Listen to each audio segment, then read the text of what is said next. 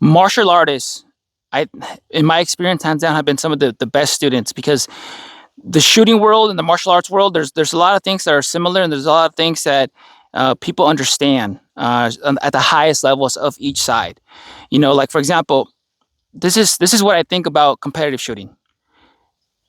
Imagine we're at a gym and some dude comes in here and he's like, "Hey, I want to be a UFC champion," and I go, "You see that coach right there that used to be a UFC fighter and used to be a champion? Don't listen to him.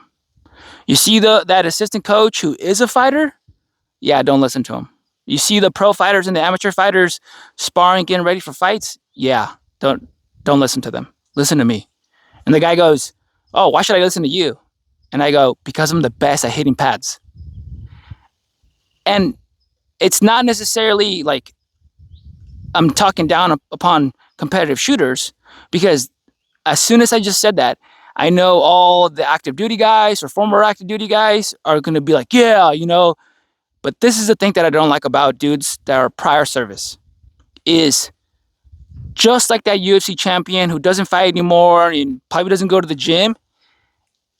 If the guy who hits pads the best and him go into the ring, chances are high that that former UFC guy fighter is going to get his ass kicked.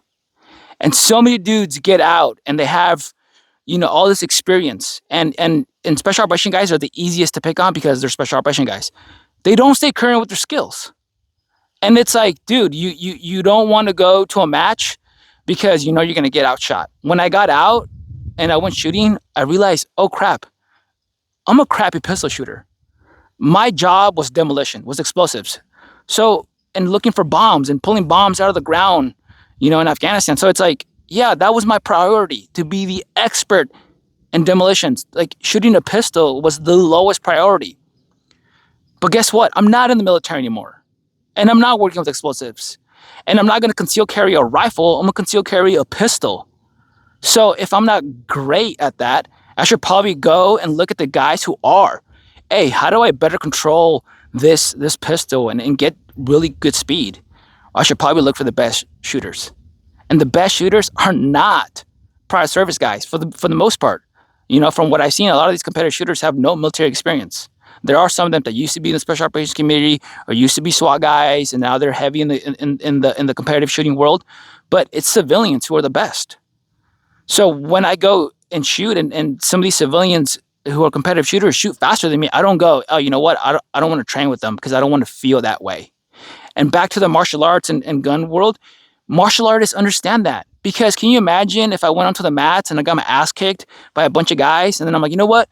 I'm never coming back. I'm only going to go on Mondays and Wednesdays when the white belts go so I can beat them up.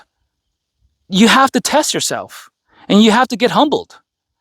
So combat is very important. And this is one of the things that doesn't get talked to about, is that after the gunfights, it's not over. You still have that battle of what happened in those gunfights that you have to deal with every single day. So when competitive shooters say, oh yeah, people say that these targets don't shoot back, it's not just the shooting back. It's what happens to you and the people around you and how that affects you physically and mentally. So both worlds are very important. And martial artists understand that. It's like a black belt saying, I don't need striking because I'm a black belt. Yeah, but you know how you feel, what you can do to other people, during grappling? Guess what?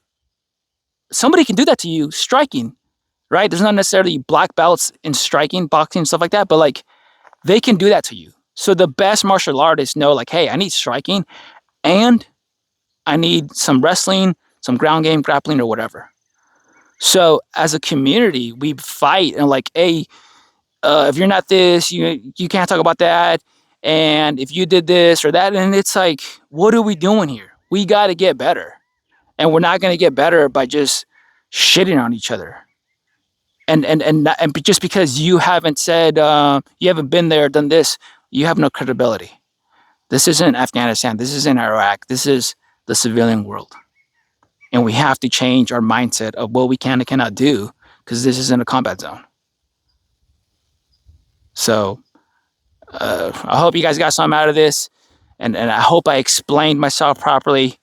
And if you have any questions or comments or something that you want me to address in another video, let me know, and I'll do it. But I'm not going to fight and argue online. I don't do that. I never have.